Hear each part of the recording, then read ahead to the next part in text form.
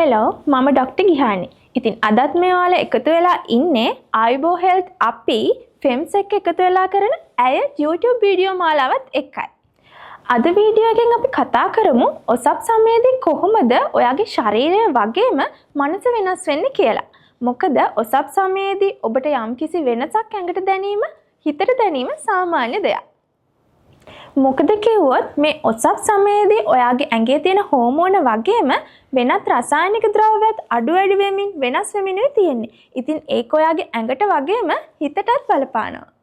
ඉතින් මේ කාලයේදී ඔයාට අත්විඳින්න ලැබෙන යටිබඩ වේදනාව, කොන්ද කැක්කුම, හිස රදය, ඒ වගේම පියයුරු වල වෙනස්කම්, මෘදු ස්වභාවයක් වගේ ගැනීම, බඩ පිපීම, කුරුලෑ වගේ දේවල් ඔසප් කාලයේදී හරිම සාමාන්‍ය දේවල්. දැන් අපි කතා කරමු අපේ හැඟීම් ගැන. ඔසප් කාලයට පෙර හෝ ඒ අතරතුර ඔයාට නිතර ඇතිවෙන දුක හිතීම්, අමනාපකම්, තරහ යෑම, ඒ වගේම කුඩා දේවල් වලට ඇතිවෙන දුක හිතීම, බය වීම වගේ දේවල් ඔයාට දැනෙනවා නම් ඇත්තට මේක ඔයාගේ වැරද්දක් නෙමෙයි. ඒක හෝමෝන වල වැරද්දක්. ඉතින් මේ කාලයේදී සමහර කාන්තාවන්ට සාමාන්‍යයි වගේ කියලා දැනෙන දේවල් වෙනත් කෙනෙකුට දුකක් වේදනාවක් ඇති වෙන දෙයක් වෙන්න පුළුවන්.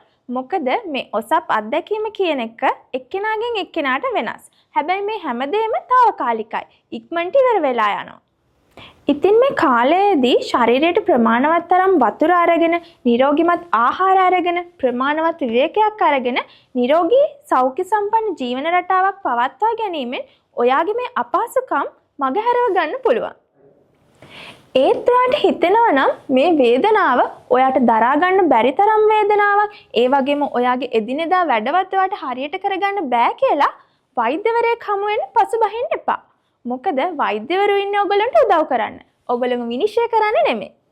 ඉතින් ගෑනු ළමයිනේ මේ ඔසප් කාලය තුල ඔයාට ශරීරයට ඇතිවෙන වේදනාවන්, හැඟීම් වල ඇතිවෙන වෙනස්කම්, ඇඟට දැනෙන තෙහෙට්ටුව, ඒ වගේ දේවල් සම්පූර්ණයෙන්ම සාමාන්‍යයි.